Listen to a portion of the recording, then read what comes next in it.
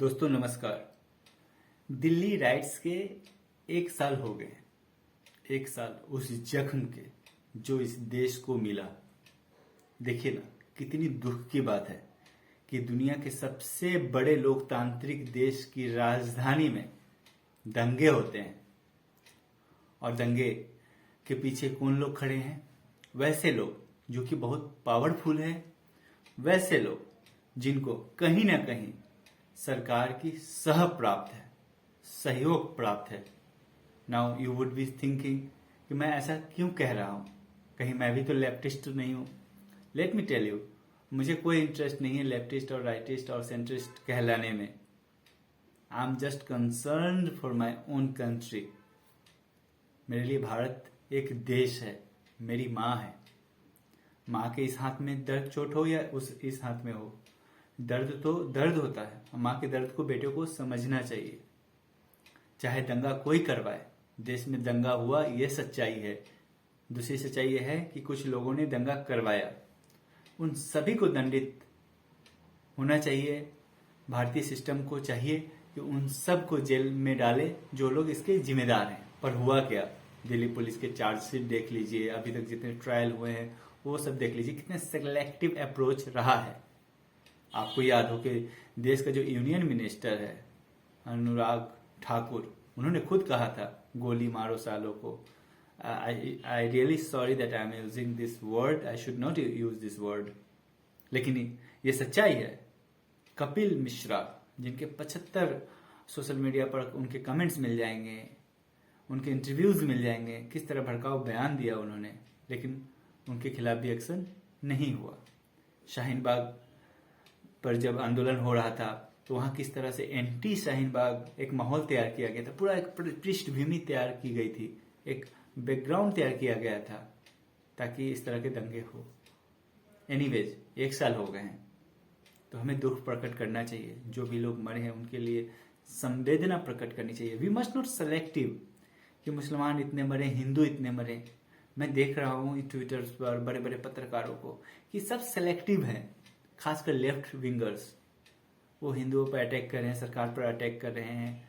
पत्रकार जब लेफ्टिस्ट और राइटिस्ट बन जाता है ना तो बहुत तकलीफ होती है।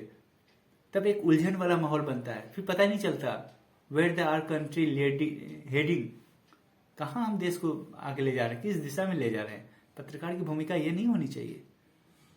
You are not a political party. सरकार की आलोचना होनी चाहिए, बिल्कुल कीजिए, लेकिन there should be objective, there should be objectivity behind your criticism, not just sake of criticism. तो मुसलमान, क्योंकि मुसलमानों पर अटैक हुआ, मुसलमान लोग मरे हैं, मस्जिदों पर अटैक हुआ, दरगाह पर अटैक हुआ, केवल इस तरह की बातें करने से नहीं होगा। आपको दोनों बात रखनी पड़ेगी। अंकित सक्सेना का मर्डर हुआ तो अभी brutally killed, he was brutally killed. सोचिए, आईबी ऑफिसर के, यंग ऑफिसर को घर से निकालकर उस तरह से मारना जो अकल्पनीय है। तो ये भी सच्चाई है कि अटैक दूसरे पार्टी पर भी हुए, हिंदुओं पर भी हुआ। तो दोनों तरह के जो अटैक हैं उनकी आलोचना कीजिए। देखिए, जो उस तरह के पत्रकार हैं लेफ्टिस्ट या राइटिस्ट, उनके अपने मतलब छिपे हुए हैं उनके कमेंट्स के पर। सरकारों का अपना मतलब है, विपक्षी पार्टियों का अपना मतलब है, पर बीइंग अ सिटीजन, जो आम नागरिक है, उनको तो न्यूट्रल अप्रोच रखना चाहिए और कड़ी से कड़ी शब्दों में निंदा करनी चाहिए। ये बहुत जरूरी है, तभी एक चेक एंड बैलेंस होगा। ये कभी नहीं सोचना चाहिए कि मेरे बोलने से क्या होगा। दोस्तों, जो सत्ता पक्ष होता है वो हमेशा से मजबूत होता है, लेकिन आपकी जो आवाज है वो कभी कमजोर नहीं होती है। मत भूलिए कि ये लोकतांत्रिक देश है। हालांकि मानता हूं कि लोकतांत्रिक वैल्यूज को कंप्रोमाइज किया जा रहा है, लेकिन just because the government is so mighty I should be silent, no, it's not so. आप एडुकेटेड हो, आप विजिलेंट हो, आप इक्वली कंट्री को प्यार करते हो, इसलिए आप अपनी आवाज पूरी मजबूती से रखिए। डरिए बिल्कुल नहीं, न्यूट्रल रहिए। आप आम नागरिक हैं। देश में बहुत सारे मुद्दे हैं जिन पर बोलना चाहिए। हर वो काम कीजिए, हर वो बातें कीजिए जिससे कि यूनिटी बने, हारमोनियस एनवायरनमेंट हो, ताकि जब हमारे बच्चे स्कूल जाए तो हम घर पे सेफ फील करें कि हाँ मेरे बच्चे स्कूल में सेफ है।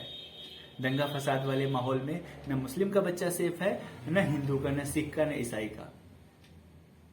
मुझे याद है लास्ट ईयर जब सिचुएशन खराब हुआ था तो मेरे बहुत सारे दोस्त फंसे हुए थे उस एरियाज में। तो दोस्तों प्लीज ऐसे माहौल ना बने, इसलिए थोड़ा जहर को निकालिए। Let's remove it, fill it with the love and सबसे प्यार कीजिए विदाउट सीइंग द रिलीजन, कि वो हिंदू है या मुसलमान है। क्योंकि हम हिंदुस्तानी हैं, अगला हिंदुस्तानी है, इसलिए प्यार कीजिए। सरकारों के पीछे मत भागिए, राजनीतिक पार्टियों के पीछे मत भागिए। Thank you so much.